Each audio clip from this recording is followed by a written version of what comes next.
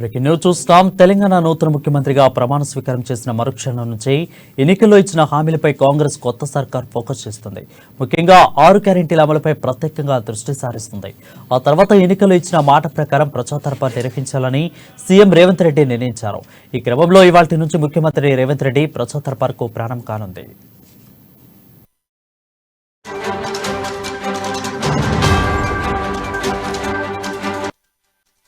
ఇక హైదరాబాద్లోని జ్యోతిబాపులే ప్రజాభవన్లో ప్రజల నుంచి అర్జీలు స్వీకరించనున్నారు.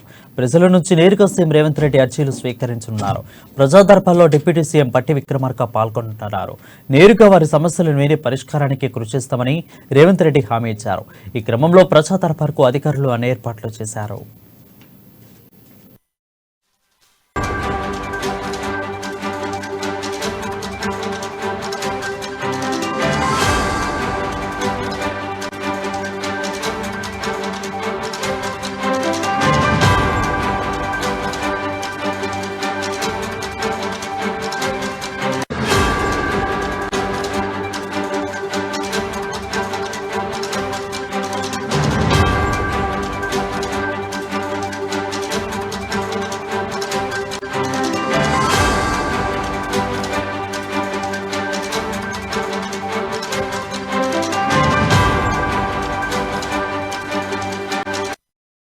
బ్రేకింగ్ న్యూస్ చూస్తాం. తెలంగాణ నూతన ముఖ్యమంత్రిగా ప్రమాణ స్వీకారం చేసిన మరుక్షణం నుంచి ఎన్నికల్లో ఇచ్చిన హామీలపై కాంగ్రెస్ కొత్త సర్కార్ ఫోకస్ చేసింది. ముఖ్యంగా 6 గ్యారెంటీల అమలుపై ప్రత్యేకంగా దృష్టి సారించింది. ఆ తర్వాత ఎన్నికలు ఇచ్చిన మాట ప్రకారం ప్రజా దర్బార్ నిర్వహించాలని సీఎం రేవంత్ రెడ్డి నిర్ణయించారు. ఈ క్రమంలో ఇవాళ నుంచి ముఖ్యమంత్రి రేవంత్ రెడ్డి ప్రజా దర్బార్ ప్రారంభం కానుంది. దీనిపై మరింత సమాచారం మా ఇన్పుట్ ఎడిటర్ శ్రీనివాస్ అందిస్తారు. Srinivas, over to you.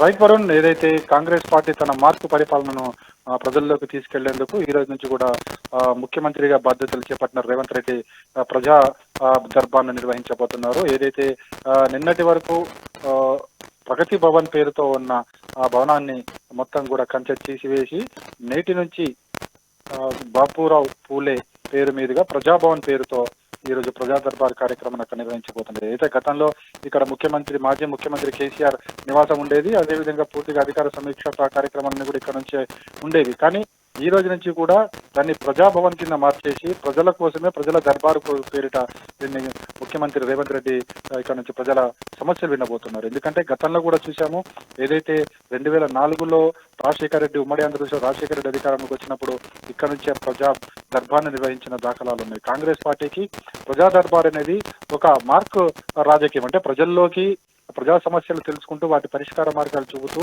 ప్రభుత్వం ప్రజల్లోకి వెళ్లేందుకు ఒక మంచి మార్గంగా కాంగ్రెస్ పార్టీ భావిస్తుంది. అందుకోసం గతంలో రాజశేఖర రెడ్డి చేశారు, దాన్నే కంటిన్యూ చేస్తూ ఈ రోజు నుంచి కూడా రేవంత్ రెడ్డి ముఖ్యమంత్రి హోదాలో ప్రజల దగ్గరికి వెళ్ళబోతున్నారు. ప్రజలనే తన వద్దకు పిలిపించుకుంటున్నారు. ఓపెన్ గా, అంటే మొత్తం సీఎం కార్యాలయం ఏదైతే ఉంటుందో ప్రజాభవన్, దాన్ని మొత్తం కూడా ఓపెన్ చేసి పెట్టడం జరిగింది. ప్రజలు ఎవరన్నా వచ్చి తమ సమస్యను చెప్పుకోవచ్చు. ప్రతి సమస్యకు సంబంధించి అక్కడికక్కడే పరిష్కారాలు, లేదా అవసరం అనుకుంటే అధికారులతో మాట్లాడి వారికి కావాల్సిన సమస్యల పరిష్కారాలు చూపుతానని చెప్పేసి నిన్న ఏదైతే ఎల్బీ స్టేడియం వేదికగా ప్రజల ముందే ముఖ్యమంత్రిగా రేవంత్ రెడ్డి హామీ ఇవ్వడం జరిగింది. ఆ హామీని ఈ రోజు నుంచి కూడా అమలు చేసే బాధ్యతను ముఖ్యమంత్రి తీసుకోవడం జరిగింది. అందుకే నిన్న రాత్రే ప్రగతి భవన్ చుట్టూ ఉన్న కంచెను తొలగించి వేశారు. ఈ రోజు నుంచి ప్రజాభవన్ పేరిట దాన్ని ప్రజల కోసమే కేటాయించడం చెప్పేసి కూడా చెప్పడం జరిగింది.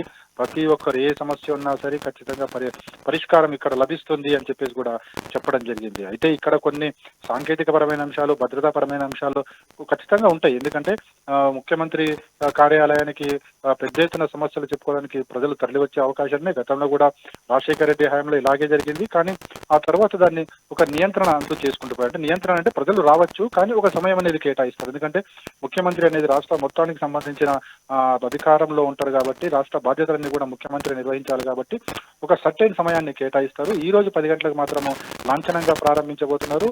అయితే మరికొద్ది రోజులు చూసిన తర్వాత ఒక సర్టైన్ టైం అనేది కేటాయిస్తారు. అంటే గతంలో ముఖ్యమంత్రిగా ఉన్నప్పుడు రాజశేఖర రెడ్డి 8 నుంచి 8:30 మధ్య అరగంట పాటు ప్రజలకు అందుబాటులో ఉండేది. అంటే మిగతా సమయాల్లో సమీక్షా కార్యక్రమాలు, ఇతర ప్రజల్లో ఉండే కార్యక్రమాలు చేసేవారు. కానీ నేరుగా ముఖ్యమంత్రి కార్యాలయానికి వచ్చే ఏ సమస్య కూడా ఖచ్చితంగా ముఖ్యమంత్రి దృష్టికే వెళ్తుంది. ముఖ్యమంత్రి దాన్ని పరిష్కార మార్గాలు చూపుతారు. అయితే వెంటనే లేదా అధికారులకు ఆదేశించి దాని మీద ఆదేశాలు జారీ చేస్తారు. అంటే ముఖ్యమంత్రి స్వయంగా చెప్పిన ప్రతి పని కూడా ఖచ్చితంగా అమలవుతుంది. దీనికి సంబంధించి కూడా ముఖ్యమంత్రి ఒక ఎండాస్ చేస్తారు. గతంలో కూడా రాజశేఖర రెడ్డి ఇదే తన ఏదైనా పరిష్కారం వచ్చినా ఆ పరిష్కారానికి సంబంధించిన వెంటనే పరిష్కరించబోయే పరిష్కారాలు అక్కడే చేసేవారు, లేకపోతే అధికారులకు చెప్పేవారు. ఇప్పుడు కూడా అదే తరహాలో కాంగ్రెస్ పార్టీ మార్కు ప్రభుత్వం ఇక్కడ ఉండబోతుంది. మొత్తం నిన్ననే చూసాం, ఇది పీపుల్స్ గవర్నమెంట్ అని చెప్పి, అంటే ప్రజా ప్రభుత్వం అని చెప్పేసి, అంటే ప్రజల కోసమే పని చేయబోతుంది ప్రభుత్వానికి ప్రభుత్వం ఏం చేయదలుచుకున్నది ప్రజలు చెప్తే ఆ డైరెక్షన్ ఈ ప్రభుత్వం పనిచేస్తుందని చెప్పేసి కూడా నిన్న రేవంత్ రెడ్డి చెప్పడంతో ఈ రోజు ప్రజాభవన్కి పెద్ద ఎత్తున ప్రజలైతే తరలి వచ్చే అవకాశం ఉంది. ఎందుకంటే మొదటి రోజు కాబట్టి కొద్దిగా సెక్యూరిటీ ఇబ్బంది కూడా ఉండొచ్చు. కానీ పోయే కొద్దీ కూడా ఈ సమస్యలన్నీ కూడా అధిగమించి ప్రజలు నేరుగా వచ్చి తమ సమస్యలు చెప్పుకోవడానికి ఒక మంచి వేదిక అని మాత్రం మనం చెప్పవచ్చు. వారు శ్రీనివాస్, అయితే ప్రజలు ప్రజా దర్బార్కి రావడానికి ఏమైనా పరిమితిని ఉంచారా? ఈ రోజు ఇంతమంది మాత్రమే ఎలా ఉంటుంది? అలా ఏమైనా పరిమితిని ఏమైనా ఆంక్షలు విధించారా?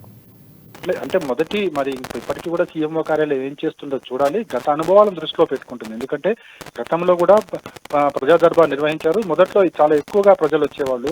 సమయం అనేది చూసుకోవాల్సి ఉంటుంది. ఎందుకంటే ముఖ్యమంత్రిని కలవాలి, నేరుగా సమస్యలు పరిష్కారం అవుతాయి అనుకుంటే మాత్రం పెద్ద ఎత్తున జనాలు వస్తారు. కానీ అలా రావడం వల్ల ఏమవుతుందంటే సమస్యలు తలెత్తే అవకాశం ఉంది, సెక్యూరిటీ ఇబ్బంది తలెత్తే అవకాశం ఉంది, ట్రాఫిక్ ఇబ్బంది తలెత్తే అవకాశం ఉంది. అదేవిధంగా అన్ని పరిష్కారాలు కూడా ఒక చోట చేయడం వల్ల అధికారులకి సమయం ఉండకపోవచ్చు, నెక్స్ట్ అభివృద్ధి కార్యక్రమాల మీద దృష్టి సారించకపోవచ్చు.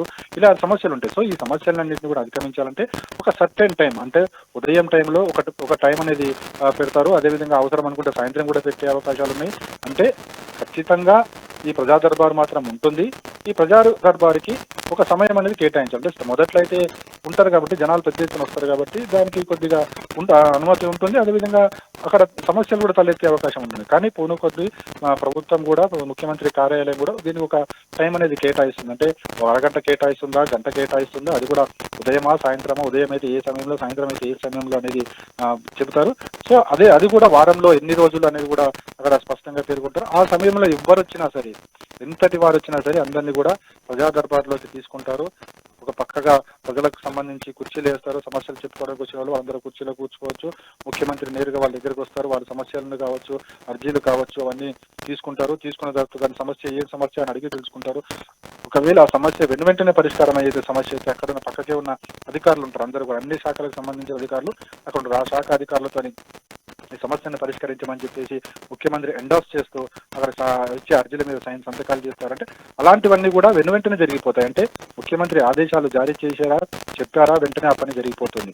అంటే కొన్ని పనులు వెంటనే జరిగే పనులు ఉండకపోవచ్చు. అటువంటి వాటికి విచారణ లేకపోతే ఎంక్వైరీ లేదా దీనికి ఏ విధంగా చేయవచ్చు అనే అంశాలన్నింటినీ కూడా ముఖ్యమంత్రి కార్యాలయం సంబంధిత శాఖలు పంపిస్తుంది. తద్వారా ఆ సమస్యను సాధ్యమైనంత వరకు పరిష్కారం అయ్యేట్టుగా చూస్తారు. సో ఇప్పుడు ఈ రోజు నుంచి జరగబోయే ప్రజా దర్బార్లో సేమ్ అదే కంటిన్యూ అవకాశాలు ఉన్నాయి. వరం రైట్ శ్రీనివాస్, అయితే ఈ రోజు మొదటి రోజు కాబట్టి చాలా రోజుల తర్వాత ఈ రోజు ప్రజా దర్బార్ ప్రారంభం కానుంది. సో ఈ రోజు కొంత ప్రాధాన్యత అనేది సంతరించుకుంటుంది. సో ఈ రోజు అధికారులు కూడా ఎవరెవరు దీంట్లో పాల్గొనే అవకాశాలు కనిపిస్తున్నాయి? అందరు అధికారులను కూడా హాజరు కమ్మని చెప్పారు. ఎవరైతే రాజీనామాలు చేసి వెళ్ళిపోయారో వాళ్ళని కూడా రమ్మని చెప్పడం జరిగింది. అంటే ముందుగా రాజీనామాలు చేసి వెళ్ళిపోయినప్పటికీ కూడా ఇక్కడ పరిస్థితులు ఏంటనేది కూడా తెలుసుకోవాల్సిన అవసరం ఉందండి. రాజీనామా చేసి వెళ్ళిపోయిన వాళ్ళకే ఇక్కడ ఉన్న గత అనుభవాలన్నీ ఉన్నాయి కాబట్టి అవన్నీ కూడా తెలుస్తాయి. కాబట్టి ఆ సమస్యను పరిష్కరించాలంటే కనుక అధికారులు కూడా తప్పనిసరిగా ఉండాలి. కాబట్టి వాళ్ళని కూడా హాజరు కమ్మని చెప్పారు. వాళ్ళు కూడా వచ్చి ఇక్కడ ఉంటారు. అదేవిధంగా ప్రతి శాఖకు సంబంధించిన అధికారి మొదటి రోజు కాబట్టి కార్యదర్శులందరూ కూడా హాజరయ్యే అవకాశం ఉంది. అదేవిధంగా వారితో పాటుగా కింది స్థాయి అధికారులు కూడా వస్తారు. రెగ్యులర్గా ఈ కార్యక్రమం ఉంటుంది కాబట్టి రెగ్యులర్గా దీనికి సంబంధించి మరొక ఏ అధికారిని నియమిస్తారు, ఎలా నియమిస్తారు అనేది కూడా తర్వాత సీఎంఓ డిసైడ్ చేస్తుంది. అయితే ఈ రోజు మొదటి రోజు కాబట్టి ఎంతమంది ప్రజలు వచ్చే అవకాశాలు అక్కడ అంచనా వేస్తున్నారు అధికారులు? వాళ్ళకి తగ్గ ఏర్పాట్లు కూడా పూర్తి చేశారా? మొదటి రోజు కాబట్టి ఎంతమంది వస్తారని కూడా అధికారులు చెప్పలేరు. ఎందుకంటే ఇది ఓపెన్ టు పబ్లిక్, ఎవరన్నా రావచ్చు, ఎంతమంది అన్నా రావచ్చు. సో దానికి అంచనా వేయడం అనేది ఇప్పుడు కష్టము. కానీ సాధ్యమైనంత వరకు వచ్చిన వాళ్ళందరినీ కూడా లోనికి పంపించే కార్యక్రమం చేస్తారు. అయితే 10 గంటలకు అన్నారు కాబట్టి సమయం ఇంకెంత కేటాయించారు, 10 నుంచి 10:30, 10 నుంచి 11 గంటల, లేకపోతే ఈరోజు మధ్యాహ్నం వరకు ఉంటుందా అనేది కూడా చూడాలి. ఎందుకంటే నెక్స్ట్ ప్రోగ్రామ్స్ ముఖ్యమంత్రి ఉన్నాయి. ఏదైతే మహిళలకు సంబంధించి ఉచిత బస్సు ప్రయాణం కావచ్చు, రైతులకు బీమాకు సంబంధించి 10 లక్షల పెంపు కావచ్చు, ఈ సమస్యల శాఖల మీద రివ్యూస్ చేయబోతున్నారు, సమీక్ష జరపబోతున్నారు. వెంటనే కూడా ఈ రెండు కూడా వెంటనే అమలుకు తీసుకోవాలన్నది రాష్ట్ర ప్రభుత్వ లక్ష్యంగా పెట్టుకుంది. ఎందుకంటే 100 రోజుల్లో అధికారంలోకి వచ్చిన 100 రోజుల్లోనే తాము ఇచ్చిన హామీలన్నీ కూడా ప్రజల్లోకి తీసుకెళ్తామని చెప్పేసి హామీ ఇచ్చారు. కాబట్టి ఒక్కొక్కటిగా ముందు ఏవైతే 6 గ్యారెంటీలు ఇచ్చారో 6 గ్యారెంటీల మీద కూడా సమీక్షా సమావేశాలు నిర్వహించి వాటి అమలు మీదనే ప్రధానంగా దృష్టి సారించబోతున్నారు. సో ఒకవైపు ఈ ప్రజా దర్బారు కార్యక్రమం ఉంటూనే తర్వాతనే నెక్స్ట్ కార్యక్రమాలు ఉండబోతున్నాయి. కాబట్టి సో ఈ ప్రజా దర్బారు కార్యక్రమం ఎంతసేపు ఉంటుంది, గంటన్నర లేదా అరగంట మాట ఉంటుంది అనేది కూడా రేపటి నుంచి డిసైడ్ అవుతుంది. ఈ రోజు మాత్రం ఎంతమంది వచ్చినా కూడా అనుమతిస్తామని చెప్పేసి పోలీసులు చెప్తున్నారు. Right, thank you Srinivas for the updates.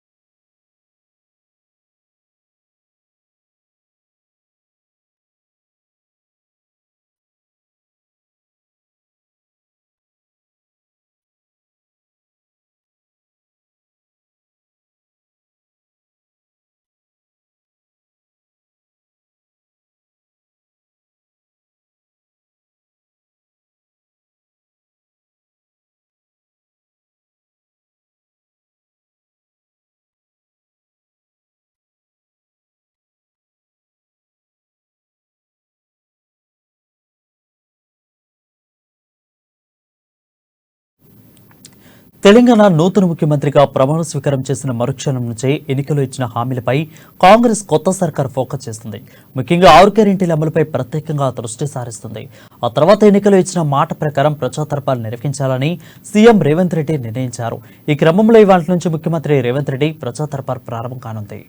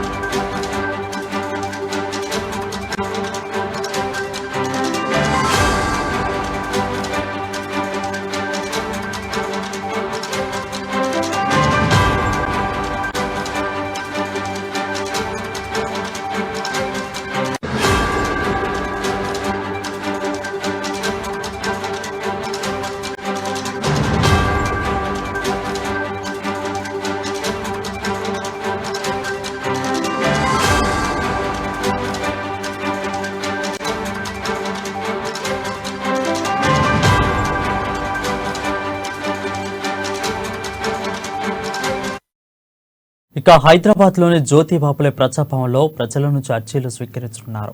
ప్రజల నుంచి నేరుగా సీఎం రేవంత్ రెడ్డి అర్జీలు స్వీకరించనున్నారు. ప్రజా దర్బార్లో డిప్యూటీ సీఎం భట్టి విక్రమార్క పాల్గొననున్నారు. నేరుగా వారి సమస్యలు విని పరిష్కారానికి కృషి చేస్తామని రేవంత్ రెడ్డి హామీ ఇచ్చారు. ఈ క్రమంలో ప్రజా దర్బార్కు అధికారులు అన్ని ఏర్పాట్లు చేశారు. ఇప్పుడు మరింత సమాచారం మా ప్రతినిధి హరీష్ అందిస్తారు. హరీష్, చెప్పండి. Thank you Varun. ఈ రోజు సీఎం రేవంత్ రెడ్డి అధ్యక్షతన ప్రజాభవన్ మార్పు నిన్న పేరు మార్చడం జరిగింది. ఏదైతే జ్యోతిరావు పూలే ప్రజాభవన్ గా ఈ రోజు నుంచి ప్రగతి భవన్ పిలవాలని కూడా రేవంత్ రెడ్డి నిన్న పిలుపునిచ్చారు. ఏదైతే ప్రజాభవన్ సంబంధించి కూడా ముందు అన్ని ఇనుప కంచెలు కావచ్చు, గేట్లు కావచ్చు, అన్నిటిని కూడా తొలగించిన పరిస్థితి. ఈ రోజు ప్రజలకందరికీ కూడా ప్రజాభవన్ అందుబాటులో ఉంటుంది. ప్రజా సమస్యలన్నిటి కూడా ఇక్కడ అర్జీలుగా పెట్టుకోవచ్చు. నేరుగా ముఖ్యమంత్రి, డిప్యూటీ ముఖ్యమంత్రితో చర్చించవచ్చు అని కూడా నిన్న సీఎం రేవంత్ రెడ్డి పిలుపునిచ్చిన నేపథ్యంలో ఈ రోజు ప్రజా దర్బార్ నిర్వహించనున్నారు. ఈ రోజు ఉదయం 10:30 గంటలకు ప్రజా దర్బార్ కార్యక్రమం ఉంటుంది. ఈ నేపథ్యంలో లక్షలాది మంది తరలి రావాలని కూడా రేవంత్ రెడ్డి పిలుపునిచ్చిన నేపథ్యం కావచ్చు, దీనికి సంబంధించిన ఏర్పాట్లు కావచ్చు, అన్ని కూడా ఇప్పటికే అధికారులు పూర్తి చేసిన నేపథ్యం కావచ్చు. రేవంత్ రెడ్డికి సంబంధించి కూడా ఈ ప్రజా దర్బార్ కి సంబంధించి అన్ని శాఖలకు సంబంధించిన అధికారులు అందుబాటులో ఉండాలి. ప్రజా దర్బార్ కి సంబంధించి ప్రజల నుంచి వినతులు వెల్లడించే క్రమంలో అధికారులంతా కూడా వాళ్ళ వినతులు వినాలని కూడా రేవంత్ రెడ్డి పిలుపునిచ్చినప్పటికీ అధికారులు కూడా ప్రజాభవన్ కు వస్తున్న నేపథ్యం కావచ్చు. ఈ రోజు సంబంధించి ప్రజా దర్బార్ వేదిక కూడా ఈ రోజు ప్రజా సమస్యలు వినేందుకు రేవంత్ రెడ్డి కావచ్చు, బట్టి విక్రమార్క ఈ కార్యక్రమంలో పాల్గొంటున్నారు.